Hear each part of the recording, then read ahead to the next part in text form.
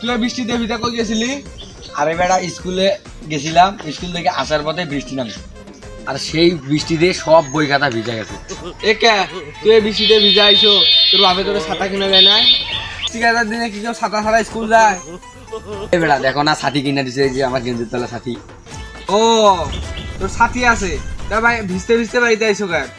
বেটা এই ছাতি যদি ভিজা যায় এই জন্য গেঞ্জির তলা রাখছি।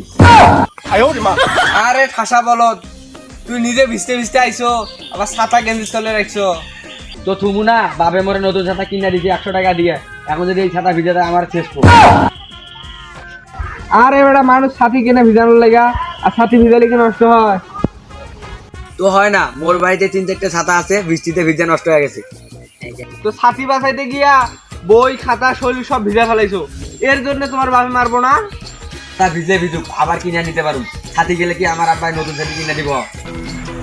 একবারে কইছিল বলত কি মানুষের গায়ে লেখা থাকে, ব্যবহার দেখলেই বোঝা যায়।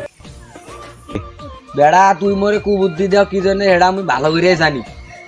এই যে মোর ছাতা নষ্ট হয়ে গেলে তোর দাদার কাছে যাওয়া লাগবে। তোর দাদা তো আবার স্ট্যান্ডে বইয়া ইয়া করে, ওখানে যাই আমি ছাতিটা বের হারাই। দূর বলত, তুই ছাতা গেঞ্জির ভেতরে নিয়ে বাড়ি যা। দূর বল না, ওর সাথে কথা বললে আমার সময় নষ্ট হয়ে লাভ নাই। এমনিতে আকাশ খারাপ, আবার বৃষ্টি আসবো, আবার ছাতা আমার ভিজে দেবো, আবার তোর দাদার বেড়ে যাওয়া লাগবে। তুই তোর কাছে যা, আমি আমার কাছে যাই। আইছে আমার কুবুদ্ধি দিতে, ছাতাটা আবার যেন নষ্ট হয়, ওর দাদা ধরে যাই, কোটাটা একটা দিয়ে আই। বাহ আব্বা, আমি স্কুল থেকে আইছি। আব্বা ও কি তোর বই খাতা ভিজে কে, আর সাথে তোর গেঞ্জির তলে কে? আব্বা ভিজা ভিজা আইছি, আপনি না কইছেন ছাতি যত্নে রাখতে যেন না নষ্ট হয়। ওরে বল না পোলা, তোর সাথে যত্ন করে রাখতে হয়েছি, এই জন্য তুই ভিজা ভিজা বাড়ি আইছি। নিজে যত্ন করে রাখবার গেছে, আবার নিজে ঝাড়ি দেয় যে এত দেখি ছুরির ইবাস্য ধার উবাস্য ধার। ওরে বল না পোলা, বৃষ্টি নামলে ছাতা মাথায় দিতে হয়, এ দুটো বুদ্ধি নেই তোর।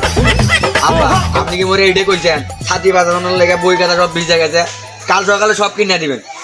আল্লাহ তুই কেন আমার বলত তোরা বাইক দিয়ে দিছ? তুই দাঁড়া, আমি আসছি।